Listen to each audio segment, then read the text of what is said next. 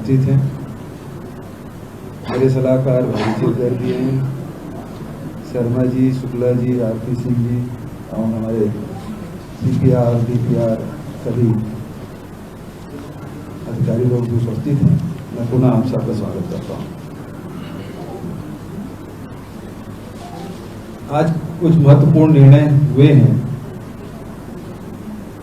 हर मंत्रिमंडल के बैठक के बाद, कैबिनेट के बैठक के बाद आदरणीय चौबे जी और आदरणीय अकबर जी दोनों संबोधित करते रहे हैं।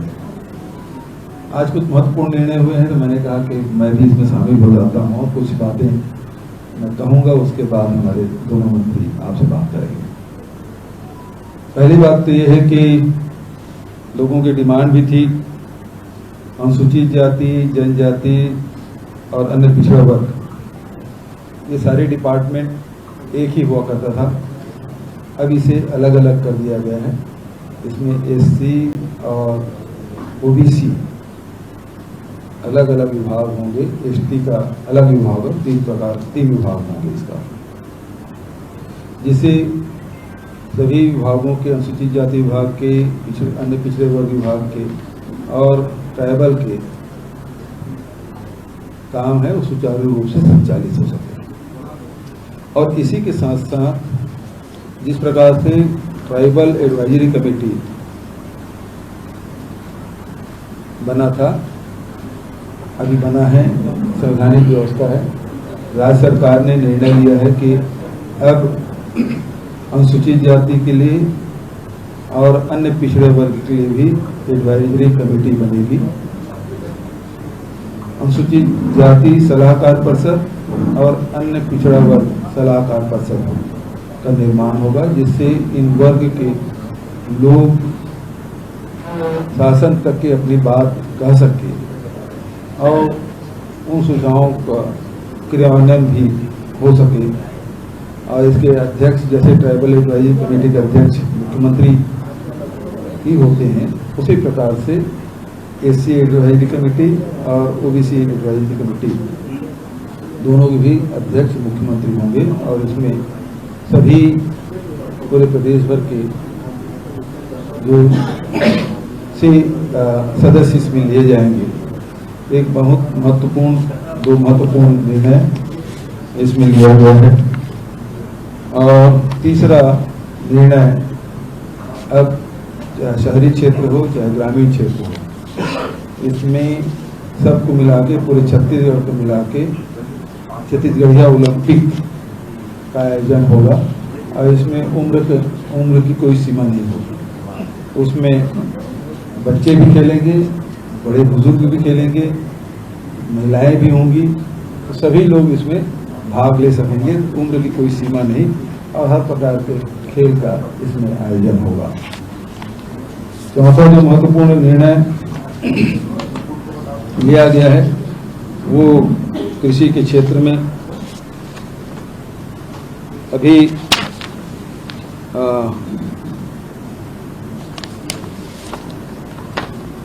कृषि के क्षेत्र में जो सहकारी बैंकों में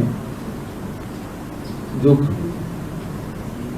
साख समितियों के द्वारा जो ऋण दिया जाता था, उस सीमा को बढ़ाकर 3 लाख रुपया तक, अब उसे 0% ब्याज में किसानों को ऋण मिलेगा, जिसमें हार्टिकल्चर है,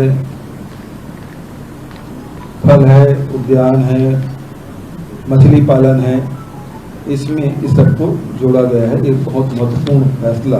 अभी तक के हम लोग उसकी सीमाएं कम थी, अब उसे बढ़ा के 3 लाख तक के कर दिया गया है। अलग अलग फल में, सब्जी में अलग अलग ऋण व्यवस्था होती थी, तो उसमें निश्चित सीमा रहता था कि जिसमें 0% ब्याज देते थे, अब उसे बढ़ा के 3 लाख तक उस सीमा को बढ़ा दिया गया है। एक और महत्वपूर्ण फैसला कि पूरे प्रदेश में अब चूंकि ऊर्जा उत्पादन में अब बहुत महत्वपूर्ण निर्णय पूरे राष्ट्रीय और अंतर्राष्ट्रीय स्तर पर हो रहे हैं, और सोलर लाइट से ही हम लोग बिजली उत्पादन उसको बढ़ावा देने के लिए, सोलर को बढ़ावा देने के लिए। लेकिन सोलर से जो बिजली मिलती है वो दिन को ही, ऐसे में जितने भी हमारे वाटर बॉडीज हैं तो उसके ऊपर में एक छोटा वाटर बॉडी बना दिया जाए और दिन भर में जितना बिजली वो पैदा करेंगे सोलर से, तो उसे पंपिंग करके ऊपर के तालाब में भर दिया जाए और फिर से उसे हाइडल प्रोजेक्ट के रूप में उपयोग करें ताकि रात को भी बिजली मिल सके। इस योजना को भी हम लोग हाथ में लिए हैं। और एक और महत्वपूर्ण फैसला कि जितने भी हमारे ट्रांसमिशन लाइन हैं 11 kV के, अब उसमें ग्रिड से जोड़ने की बात होती है और इसलिए उस जमीन उस ग्रिड के नीचे में कोई यदि बिजली उत्पादन करना चाहे सोलर का, तो फिर शासकीय भूमि है तो उसे 1 रुपया की दर पे उपलब्ध कराएंगे नॉमिनल रेट पे। और दूसरा, यदि किसान के खेत यदि पड़ रहा है और किसान यदि सहमत है, उसकी सहमति के बिना कुछ नहीं होगा, यदि वो सहमत है और अपनी ज़मीन देने के लिए तैयार है तो फिर 25 साल के लिए चूंकि एग्रीमेंट होगा और वो 30,000 रुपये प्रति एकड़ प्रति वर्ष के हिसाब से उसे रेंट मिलेगा और 6% हर साल उसमें वृद्धि होगी। और 25 साल के बाद यदि किसान नहीं चाहे तो एग्रीमेंट खत्म हो जाएगा और वो अपना जितने भी सोलर पैनल वगैरह जो लगा है वो हटा लेगा। यदि सहमत हैं तो आगे भी बढ़ाया जा सकता है। एक बहुत क्रांतिकारी एक निर्णय छत्तीसगढ़ सरकार के द्वारा किया गया है। इसी प्रकार से सामाजिक क्षेत्र में अभी तक के करीब 48 संगठन हैं, उससे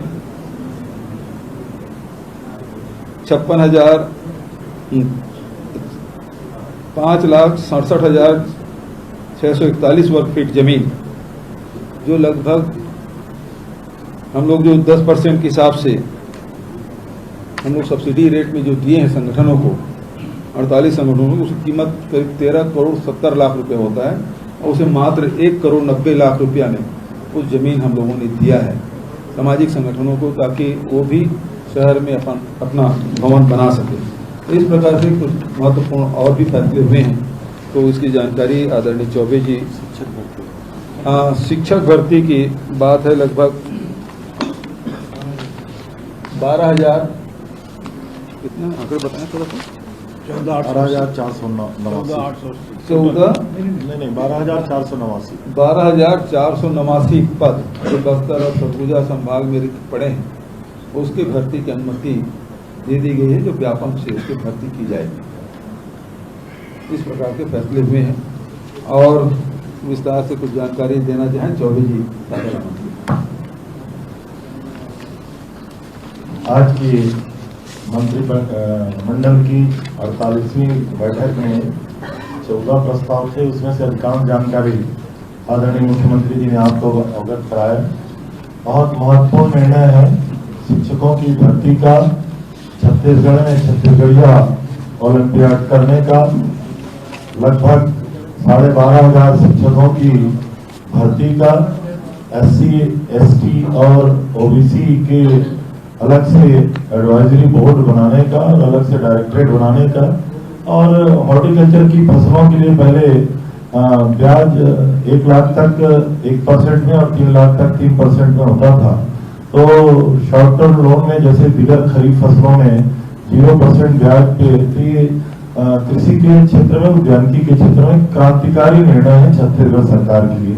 ये लगभग अधिकांश महत्वपूर्ण जो निर्णय हुए हैं आदरणीय मुख्यमंत्री जी ने आपको अवगत कराया। और जो अन्य निर्णय हुए हैं, छत्तीसगढ़ में राजधानी को बने लगभग अभी 22 वर्ष हमारा राजधानी हो गया है। सारे विभागों के भवन है, महानदी, इंद्रावती, शिवनाथ से लेकर के कृषि विभाग के लिए भी भवन बनाना है नया राजधानी में, तो कृषि विभाग के भवन के लिए भी जगह का आवंटन आज की मंत्रिमंडल के बैठक में निर्णय किया गया। एक और बहुत महत्वपूर्ण निर्णय हुआ है, PWD में मानचित्रकार की भर्ती के लिए व्यावसायिक परीक्षा मंडल से परीक्षा हुआ था, लेकिन जो वेटिंग लिस्ट और लिस्ट की वैलिडिटी थी वो समाप्त हो चुकी थी। लोग बहुत मांग कर रहे थे, तो आज उसकी वैलिडिटी को बढ़ा करके उन मानचित्रकारों की भर्ती करने का निर्णय लिया गया है। एक अन्य निर्णय में जो सर्विस रोड होता है केनाल पे जल संसाधन विभाग का, हम लोग विभाग के द्वारा भी उसमें सड़क का निर्माण करते हैं और उसमें मूरम टॉपिंग का ही निर्णय प्रावधानित है। लेकिन आजकल जरूरत को देखते हुए कनेक्टिविटी के कारण उसमें कभी कभी पीडब्ल्यूडी के द्वारा गिट्टीकरण भी किया जाता है, बीटी रोड भी बनाया जाता है। आज के मंत्रिपरिषद के निर्णय में ये निर्णय हुआ कि उन मार्गों का संधारण बनाने का अनुमति तो जल संसाधन विभाग देगा, लेकिन ये सारे विभाग जो जिनके द्वारा चाहे पीएमजीएसवाई के हों, चाहे पीडब्ल्यूडी के हों, चाहे रूरल ग्रामीण मुख्यमंत्री सड़क निर्माण में, तो उसके द्वारा इसको किया जाएगा। एक अन्य निर्णय में जो शहरी क्षेत्र के प्रधानमंत्री शहरी आवास योजना का लगभग 2000 करोड़ के अधिक का और ऋण का था, उसकी बैंकों के साथ जो चर्चा चल रही थी, तो जो इस योजना के अंतर्गत इसको सहमति दी गई और शहरी क्षेत्र के आवास के लिए भी इसका निर्णय लिया गया। बहुत महत्वपूर्ण निर्णय और एक हुआ है, छत्तीसगढ़ में आदरणीय मुख्यमंत्री जी के नेतृत्व में 3 मेडिकल कॉलेजों की शुरुआत हुई थी, एक कांकेर, कोरबा और महासमुंद में। तीनों में एडमिशन का निर्णय हो गया है और बिल्डिंग या अन्य इंफ्रास्ट्रक्चर के लिए पहले सीजीएमसी को ही करना था, लेकिन आज निर्णय हुआ है कि अगर उसमें विलंब होता है तो चूंकि राज्य सरकार राज्यांश देती है, केंद्र सरकार के भी पैसे आते हैं और तीनों मेडिकल कॉलेज में इसी साल से एडमिशन की अनुमति भारत सरकार के द्वारा मिल गई है। छत्तीसगढ़ को इन सीटों का इजाफा हुआ है, तो इसको अगर बनाने के लिए प्रोजेक्ट मैनेजमेंट कंसल्टेंट की नियुक्ति की जाएगी ताकि इसमें और द्रुत गति से कार्य हो सके। विद्युत के क्षेत्र में आदरणीय मुख्यमंत्री जी ने तीनों योजनाएं जो आपके समक्ष रखा, एक तो पंप स्टोरेज आधारित, ये इसमें लैंड एक्विजिशन का कोई कास्ट नहीं आएगा।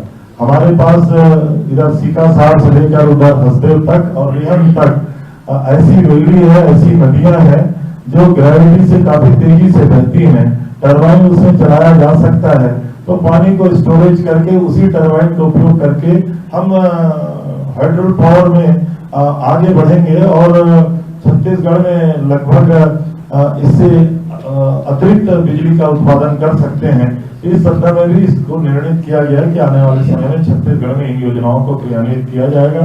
एक और महत्वपूर्ण निर्णय में जैसा कि आदरणीय मुख्यमंत्री जी ने कहा है कि लघु जल विद्युत परियोजनाओं के लिए जो हमारा जो हम लोगों ने बनाया था, नीति बनाया था, वो उसकी अवधि समाप्त हो चुकी है, क्योंकि छत्तीसगढ़ में अभी लगभग 7 इस प्रकार से हाइडल पावर हमारे यहाँ संचालित है, जिसमें 75 मेगावाट की विद्युत का उत्पादन होता है।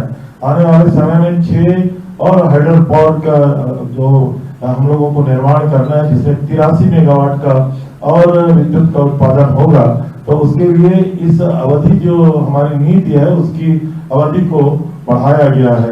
एक आखिरी निर्णय जो माननीय मुख्यमंत्री जी ने कहा कि हॉर्टिकल्चर की फसलों के लिए कोऑपरेटिव एक्ट के तहत 0% ब्याज में देने का जो निर्णय हुआ है, छत्तीसगढ़ में हम लोगों ने धान के विकल्प के रूप में भी हॉर्टिकल्चर की फसलों को राजीव गांधी किसान न्याय योजना में 9,000 के बजाय 10,000 रुपया प्रति एकड़ देने का जो निर्णय है, तो लोगों का उधर झुकाव और रुझान बढ़ रहा है।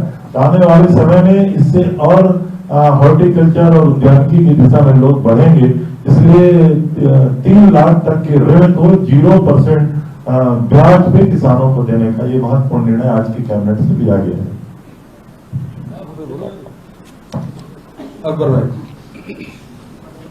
आदरणीय मुख्यमंत्री जी, हमारे मंत्रिमंडल के साथीगण, सभी सम्मानित पत्रकार साथियों, सम्मानित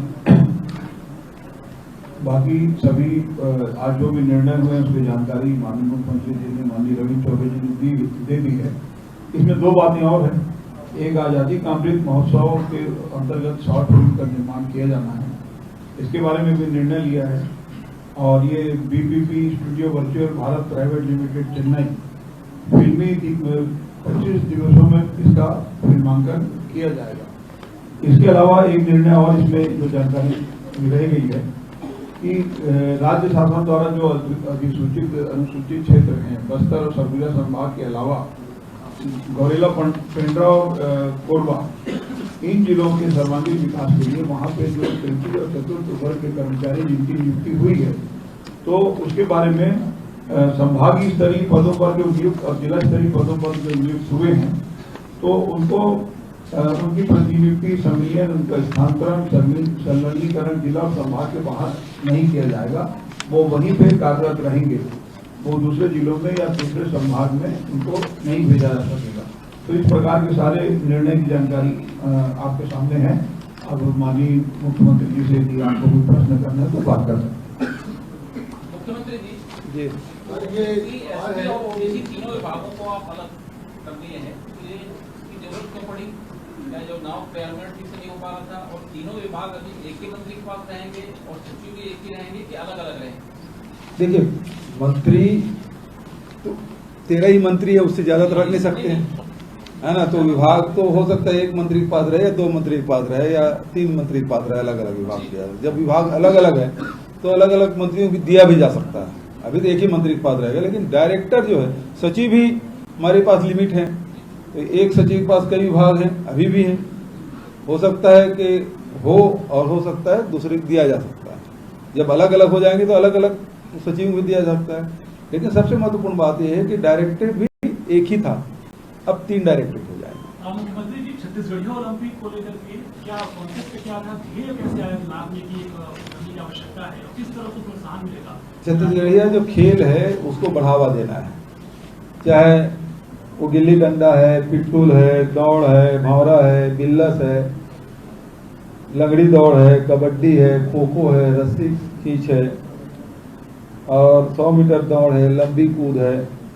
ये सब खेलों का 14 प्रकार के खेलों का आयोजन होगा जो हमारे छत्तीसगढ़ में अमूमन सब खेलते हैं, क्या शहर में जो गांव में, इनका आयोजन होगा, जिसमें महिला वर्ग है, पुरुष वर्ग है 18 वर्ष तक के, और उसके बाद 18 से 40 वर्ष तक के लिए, और 40 से फिर अधिक आयु वर्ग के लिए भी खेलों का आयोजन होगा। ये जो आप लोगों ने सोलर वाला नया कॉन्सेप्ट लेकर के आया है, किसान से अगर किसान परमिट करता है तो वो रेंट पे अपनी जमीन दे सकते हैं, तो ये किसको देगा? प्राइवेट प्लेयर्स को देगा या फिर सरकार को? देखिए, ये तो प्राइवेट प्लेयर ही आएंगे और एग्रीमेंट उनके बीच होगा। देखिए, जो पैसा भुगतान है वो हमारे मतलब शासकीय विभाग, विद्युत जो मंडल है उसके द्वारा होगा। वो प्राइवेट पार्टी पैसा जमा करेगा हमारे जनरेशन में, और वो फिर पैसा किसान को मिलेगा। तो किसान को पैसा मिले ये सुनिश्चित करने के लिए जनरेशन कंपनी से ही उसकी भुगतान की जाएगी, और कोई उसकी बाध्यता नहीं है कि आपको एग्रीमेंट करना ही होगा। आप नहीं देना चाहे नहीं दें। इस प्रकार से और अन्य राज्यों में इस प्रकार से प्रस्ताव हैं, और इसको अभी उनका DPR बन रहा है। हम लोग भी उसका DPR बनाएंगे, और इससे होगा कि हमारी जो थर्मल पावर है उससे सस्ती दर पे बिजली मिल सकेगी, और जो कार्बन उत्सर्जन जो हो रहा है उससे भी बचा जा सकेगा। और प्राइवेट किसान लेना चाहें तो बहुत आकर्षक, और धान की खेती में मान लो 25,000 रुपया बचता है, इसमें 30,000 रुपया सालाना उसको मिलेगा, कास्ट भी नहीं लगना है, और 6% की वृद्धि भी है हर साल। लेकिन प्राइवेट पार्टी जो है सीधे डील कर रही किसानों को 40,000 रुपए तक में कई लोग मेरे पति ने हम लोग दिया है। ये पहले ही शुरू हो गया मेरे इलाके में, काफी जल्दी जो है। अच्छा, यह उसको अच्छा, उसे अब ज्यादा मिले सके तो ज्यादा अच्छी बात है। तो मतलब कैसे विश्वास करें, आप लोग जो बोल रहे हैं पहले से हो रहा है। लेकिन इसमें शासन के द्वारा ही सुनिश्चित, अब उसमें प्राइवेट ले लिए हैं तो किसान और उनके बीच का एग्रीमेंट है, और यदि नहीं हुआ, पेमेंट नहीं कर रहा है, तो फिर शासन उसके लिए जिम्मेदार नहीं होगा। और अभी तो जनरेशन कंपनी है, वो गारंटी दे रही है उसको पेमेंट करने के लिए। 25 बेस प्राइस होगा या किसान के साथ बातचीत में ऊपर भी जा सकते हैं? 30,000 अभी है, अभी तो 30,000 का प्रस्ताव है। शासन के यदि ग्रिड के नीचे यदि शासन की जमीन है तो हम 1 रुपया फुट में देंगे, 1 रुपया एकड़। सर, आप लोगों ने कहा कि 12,489 पदों पर भर्ती होगी। पिछली भर्तियां अभी भी कुछ रुकी हुई है, बार-बार आरोप लगता है। क्या इस बार कुछ सेटअप बनाया गया कि इतने दिनों में पूरी कर ली जाएगी? नहीं, उस समय भर्ती परीक्षा हो गया, परीक्षा के बाद पुलिस वेरिफिकेशन का है तो वो तो कराना ही पड़ेगा। और नहीं तो नौकरी के बाद पुलिस वेरिफिकेशन यदि निगेटिव आ गया फिर क्या होगा, इसलिए उसको पहले से करा रहे हैं। बहुत सारे पिछले अनुभव जो है वो अच्छा नहीं रहा, इसलिए पुलिस वेरिफिकेशन करा रहे हैं। अधिकांश उसमें ज्वाइन कर लिए हैं, कुछ बचे हैं, वो ज्वाइनिंग हो जाएगा, लेकिन इसमें ऐसी कोई बात तो है नहीं। हमारे को हम तो जल्दी करना चाहेंगे। पिछले दिनों 10,000 अन्य भर्तियों की घोषणा हुई थी, उससे अलग है कि 10,000 से नहीं, अब वो 12,489, वो 10,000 की जगह 12,489 करेंगे। ये 30 विभागों का जो गठन हो रहा है इसका कोई पॉलिटिकल इक्वेशन भी है क्या? 3 विभागों का जो गठन हो रहा है, देखिए इसी सीधी सी बात है कि इन वर्गों को इससे लाभ मिलेगा। अपनी बात है शासन तक के रख सकें, मुख्यमंत्री के साथ मीटिंग होगी और वो सलाह देंगे और हो सकता है उसमें बहुत सारे निर्णय उसमें जो पक्ष में हो, तो फायदा होगा समाज। जो है क्रियान्वयन अभी योजनाओं का क्रियान्वयन ठीक से नहीं हो पा रहा था, इसलिए तीनों विभागों को अलग करने की जरूरत। समाज की डिमांड भी थी, और जो कि एक बहुत बड़ा वर्ग है, अनुसूचित जाति, पिछड़े वर्ग और वो भी ST, तो बहुत बड़ा हो जाता था। तो इसलिए डायरेक्टरेट एक होने के कारण से क्रियान्वयन में कहीं कहीं दिक्कत तो आती थी, लेकिन इसे 3 अलग अलग डायरेक्टरेट होंगे, हर वर्ग के लिए अलग डायरेक्टरेट हो जाए होने से उसका लाभ मिलेगा। इसमें जो प्राइमरी स्कूल जैसे आपने कनिष्ठ बोर्ड बनाया हुआ है एग्जाम व्यापक के थ्रू लेवल, जो प्राइमरी स्कूल के टीचर्स वगैरह होंगे वो कनिष्ठ बोर्ड के थ्रू होंगे या व्यापक पे हो, क्योंकि उसमें हाई कोर्ट ने उस प्रकार से अध्यादेश जारी हुआ था, लेकिन उसको हाई कोर्ट ने उसको अमान्य कर दिया। व्यापक से एक सवाल है, आवास जो आश्रम आवासीय स्कूल जो होते हैं आदिम जाति विकास के अंतर्गत, तो वो BC के लिए अलग से खुलेंगे क्या, ST के लिए अलग से खुलेंगे क्या? अब ये सब सलाहकार परिषद में से बात आएगी तो सब कुछ संभव भी हो सकता है। और एक सवाल है, शहरी जो आवास के लिए कितने आवास और बनने का है, क्योंकि ग्रामीण आवास को भी ठप पड़े हैं, तो उसके लिए कुछ है? ग्रामीण आवास के लिए भी बजट में प्रावधान है, और क्योंकि अब डायरेक्ट देना है, क्योंकि बैंक उसमें मना कर दिए, RBI ने मना कर दिया कि बैंक फाइनेंस नहीं होगा, अब सरकार के ही खजाने से हो जाएगा। और इसके लिए भी अभी जिस प्रकार से चौबे जी ने विस्तार से आपको बता दिया है, उसे 2024 तक के बढ़ाया गया है शहरी क्षेत्र के लिए। किसका ओलंपिक है कब कराने का, ऐसा कोई फ्रेम टाइम फ्रेम कोई बना है? अब जल्दी उसके कार्यक्रम अलग से जारी किए जाएंगे। आज तो निर्णय हुए हैं, अब खेल मंत्री जी हैं तो अलग से जारी करेंगे, आप लोगों से अलग से चर्चा करेंगे। कांग्रेस की यात्रा शुरू होने वाली है, आप जा रहे हैं, क्या आप पद यात्रा करेंगे? अब कल जा रहा हूँ, कल तो शामिल रहूंगा, परसों हाफ डे तो रहूंगा, कोशिश करूंगा हाफ डे तक रहूं, क्योंकि उसके बाद मनेनगढ़ और शक्ति जिले का शुरुआत भी करना है, प्रारंभ करना है, इसलिए आना पड़ेगा और बीच बीच में जाते रहेंगे। ये मोहन भागवत का अब तक का सबसे बड़ा लंबा दौरा है छत्तीसगढ़ को लेकर। जी, इससे पहले इतना बड़ा दौरा कभी देखने को नहीं मिला। जी, क्या कारण मानते हैं और क्या भारतीय जनता पार्टी पूरी तरह छत्तीसगढ़ के ऊपर ध्यान दे रहे हैं? मोहन भागवत जी आ रहे हैं, बीजेपी के नेता आ रहे हैं, RSS के लोग आ रहे हैं, उनका स्वागत है।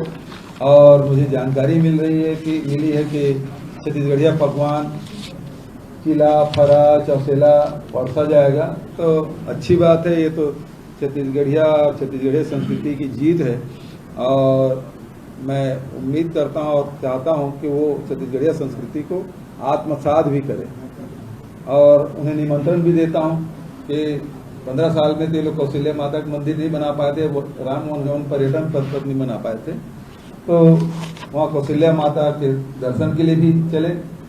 और दूसरा जो गौठान बनाए हैं, गौ माता के नाम से बहुत ही लोग वोट मांगते हैं, लेकिन हमने जो गौठान बनाया है उसमें भी वो विजिट करें। और तीसरा स्वामी आत्मानंद अंग्रेजी स्कूल जो हम लोग बनाए हैं, ये तीनों के लिए मैं उन्हें आमंत्रित करता हूँ। मुख्यमंत्री जी मेरा सवाल है, इसके बाद जो छत्तीसगढ़ है उसमें छत्तीसगढ़िया के अलग कोई राजनीति अब नहीं हो सकती, ये स्टैब्लिश हो गई है। अगर वो आ रहे हैं, छत्तीसगढ़ी व्यंजन खा रहे हैं, और जिस तरीके से अमित शाह आए थे, उन्होंने बैलों की पूजा की थी, तो अब क्या छत्तीसगढ़ में? गुप्ता जी, मेरा ये कहना है कि छत्तीसगढ़ में वोट लेने के लिए छत्तीसगढ़ियापन को ना अपना है। यदि बैल की पूजा कर रहे हैं तो केवल वोट के लिए नहीं होना चाहिए। यदि आप चिला फरा और चौसेला खा रहे हैं तो केवल वोट के लिए नहीं होना चाहिए, इसे आत्मसात करिए छत्तीसगढ़ संस्कृति। ये अनऑथराइज्ड कॉलोनी एक्सप्रेस वे के साथ में बन रहा है, उस पर कोई कार्रवाई होगी सरकार की ओर से या फिर कलेक्टर की बयानबाजी करते रहेंगे? उसकी जानकारी दे दीजिए, देखेंगे। और कोई सवाल? कैबिनेट का आज विषय इतना ही था। अभी ऐसा कोई प्रस्ताव नहीं है, यदि प्रस्ताव होगा तो देखेंगे। ठीक है, थैंक यू। आप सब भोजन के लिए आमंत्रित हैं।